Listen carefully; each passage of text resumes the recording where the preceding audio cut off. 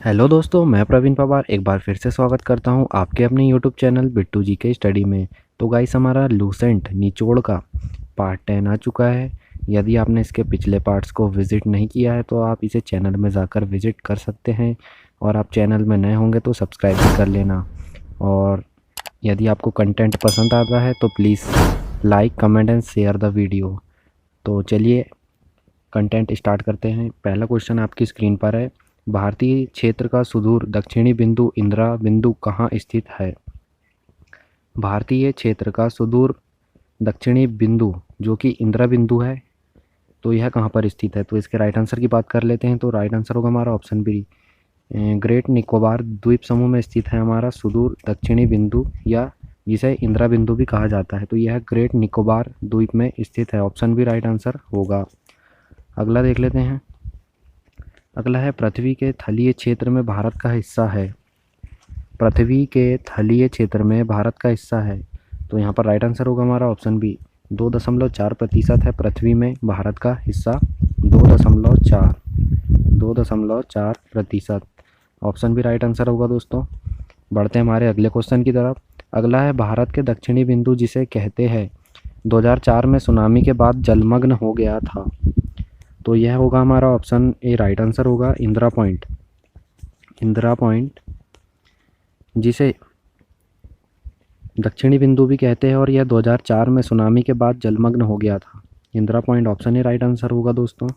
अगला है, भारत की मुख्य भूमि का सबसे दक्षिणी क्षेत्र कौन सा है? भारत की मुख्य भूमि का सबसे दक्षिणी क्षेत्र कौन सा है? जी बिल्कुल राइट आंसर होगा हमारा option A Kanyakumari. Option A right answer होगा दोस्तों, कन्याकुमारी। अगला है, निम्नलिखित राज्यों में से कौन सा म्यांमार के साथ सीमा साझा नहीं करता है?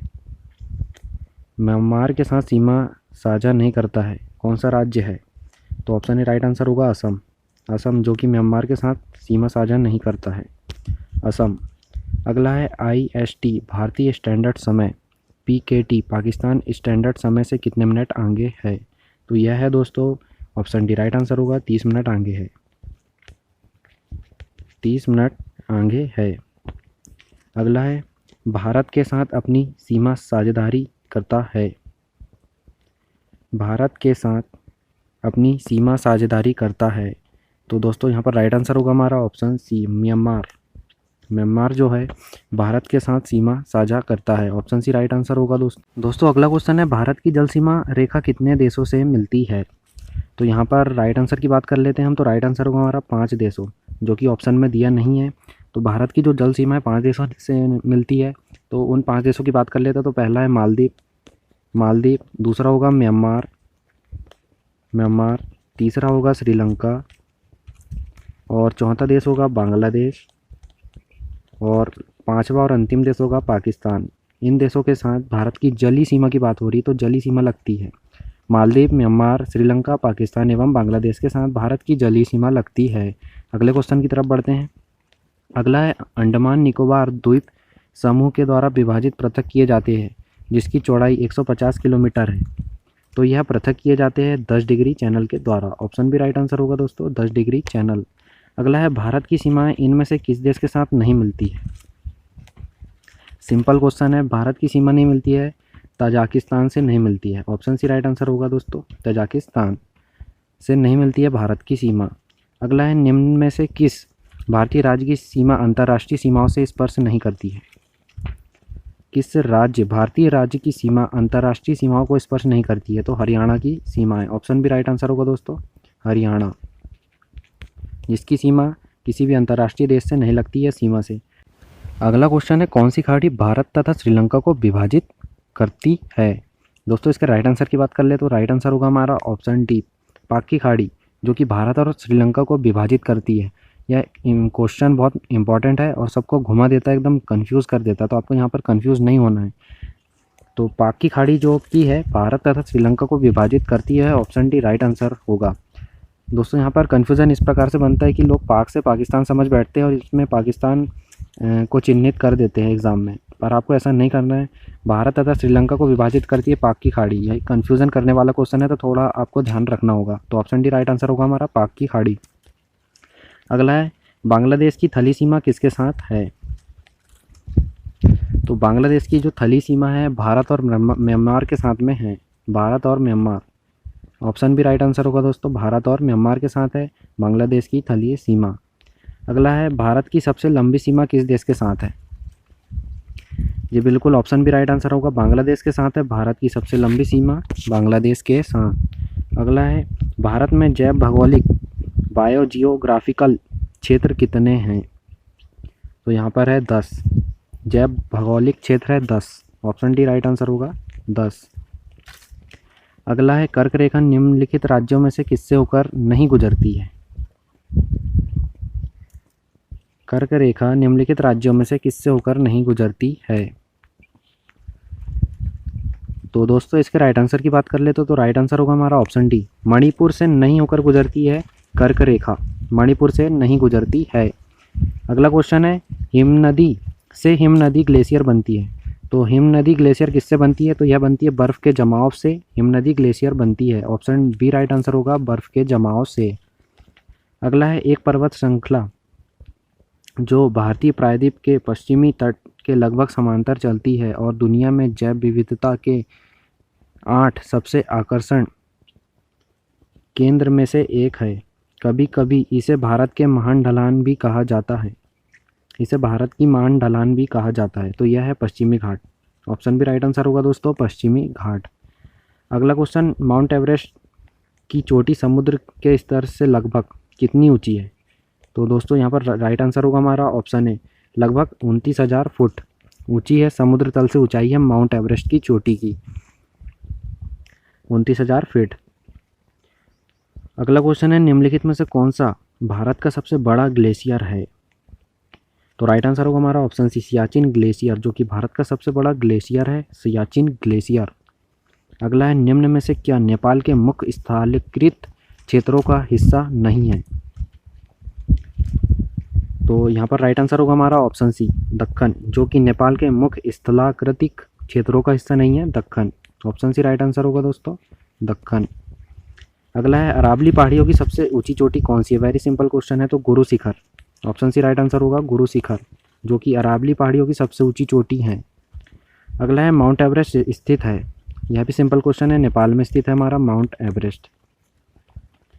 अगला क्वेश्चन भारत के मुख्य पर्वतों की रेंज, इनमें से कौन सा पर्वत सम्मिलित नहीं है। तो इनमें सम्मिलित नहीं है, ऑप्शन है हिंदू कुश, हिंदू कुश सम्मिलित नहीं है मुख्य पर्वतों की रेंज में। अगला है दक्षिण भारत की सबसे ऊंची चोटी कौन सी है। ऑप्शन डी राइट आंसर होगा, अन्नामुडी शिखर, अन्नामुडी शिखर दक्षिण भारत की सबसे ऊंची चोटी है, ऑप्शन डी राइट आंसर होगा। अगला है निम्नलिखित में से कौन सी श्रृंखला भारत की प्राचीनतम पर्वत श्रृंखलाओं में से एक है। तो राइट आंसर होगा हमारा ऑप्शन ए, अरावली, जो कि भारत की प्राचीनतम पर्वत श्रृंखला है, सबसे प्राचीनतम पर्वत श्रृंखला है अरावली। अगला है माउंट कंचनजंगा पर्वत क्या है। तो दोस्तों ये यहाँ पर राइट आंसर होगा हमारा ऑप्शन डी, विश्व का तीसरा सबसे ऊंचा पर्वत है। माउंट कंचनजंगा पर्वत जो है विश्व का तीसरा सबसे ऊंचा पर्वत है, ऑप्शन डी राइट आंसर होगा। अगला है गुरु शिखर क्या है।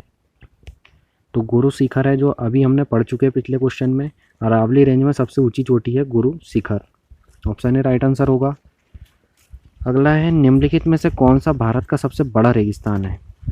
तो थार, वेरी सिंपल क्वेश्चन है, ऑप्शन ए राइट आंसर होगा दोस्तों, थार रेगिस्तान भारत का सबसे बड़ा रेगिस्तान है, रेलवे ग्रुप डी में पूछा जा चुका है क्वेश्चन। अगला है इनमें से किस राज्य के एक हिस्से में थार मरुस्थल नहीं है। तो थार मरुस्थल जो है हिमाचल प्रदेश के हिस्से में नहीं है, ऑप्शन सी राइट आंसर होगा दोस्तों। अगला है सफ़ेद रेगिस्तान भारत के निम्नलिखित राज्यों में से किस में स्थित है। सफ़ेद रेगिस्तान, वेरी इंपॉर्टेंट क्वेश्चन है, ऑप्शन ए राइट आंसर होगा, गुजरात में स्थित है, गुजरात, सफ़ेद रेगिस्तान, ऑप्शन ए राइट आंसर होगा गुजरात। अगला है थार का रेगिस्तान स्थित है, राजस्थान में स्थित है, वेरी सिंपल क्वेश्चन है, ऑप्शन बी राइट आंसर होगा। अगला है चित्रकूट झरना इंद्रावती नदी पर पड़ता है, जिसे अक्सर भारत के नियाग्रा झरने के रूप में जाना जाता है, वह स्थित है। तो दोस्तों इसका आंसर आपको कमेंट करना है, यह भी सिंपल क्वेश्चन है, तो कमेंट करना होगा आपका इसका आंसर कमेंट बॉक्स में। चलिए अगले क्वेश्चन की तरफ बढ़ते हैं। हमारा अगला क्वेश्चन है, बुलर झील सबसे बड़ी ताजे पानी की झील है जो स्थित है। तो बुलर झील स्थित है हमारे जम्मू कश्मीर में। ऑप्शन डी राइट आंसर होगा। जम्मू कश्मीर में स्थित है हमारी बुलर झील, जो कि ताजे पानी की सबसे बड़ी झील है और एशिया में भी सबसे बड़ी झील है ये। अगला क्वेश्चन है, कौन सी झील एशिया की सबसे बड़ी ताजे पानी की झीलों में से एक है। लो जी, मैंने अभी बात किया इसकी और ये आ चुका question. Option D right answer होगा, बुलर झील, जो कि एशिया की सबसे बड़ी ताजे पानी की झील है। बुलर झील, ऑप्शन डी राइट आंसर होगा, बुलर झील। अगला है, निम्नलिखित में से कौन सी झील सैलाइन सोडा झील है जो उल्कापात के प्रभाव से बुल्धाना जिले में बनी है। तो यह है लोनार झील, जो कि सलाइन सोडा झील है जो उल्कापात के प्रभाव से बुल्धाना जिले में बनी है। तो लोनार झील, लोनार झील ऑप्शन ए राइट आंसर होगा दोस्तों। अगला क्वेश्चन है, निम्न में से जो अलग या विषम है उसे चुनें। तो सांबर झील, जो कि खारे पानी की झील है, तो यह अलग है। सांबर झील खारे पानी की झील है, तो इन झीलों में से सांबर झील अलग है। अगला है, कुचिकल जलप्रपात कहाँ पाया जाता है। तो यह कर्नाटक में पाया जाता है दोस्तों। ऑप्शन बी राइट आंसर होगा, कुंचिकल जलप्रपात कर्नाटक में पाया जाता है। ऑप्शन बी राइट आंसर होगा। अगला है, इनमें से किस झील का निर्माण विकास दक्कन के बेसाल्टिक चट्टानों क्रिटेशियन युग पर बड़े उल्कापिंड के गिरने के प्रभाव से हुआ है। तो यहाँ पर राइट आंसर होगा हमारा ऑप्शन है लोनार झील का। दक्कन के बेसाल्टिक चट्टानों उल्कापिंड के गिरने के प्रभाव से हुआ है लोनार झील का निर्माण। ऑप्शन ए राइट आंसर होगा। आज के पार्ट का हमारा लास्ट क्वेश्चन है, भारत में मीठे पानी की सबसे बड़ी झील निम्नलिखित में से कौन सी है। तो दोस्तों राइट आंसर होगा ऑप्शन डी। अभी पढ़ चुके हैं हम क्वेश्चन, बुलर झील, जो कि जम्मू कश्मीर में है और एशिया की सबसे बड़ी झील है ताजे पानी की बुलर झील। तो दोस्तों, यदि आपको कंटेंट पसंद आया हो तो प्लीज़ लाइक करना, शेयर करना और चैनल में नए होंगे तो सब्सक्राइब करना ना भूलना। और कमेंट बॉक्स में बताइए आपने कितने 40 में से कितने अटैम्प्ट किए हैं, और कंटेंट में कुछ दिक्कत हो तो आप कमेंट में बता सकते हैं, मैं उसे आगे चलकर इंक्रीज़ करूँगा। So thank you for watching, have a nice day.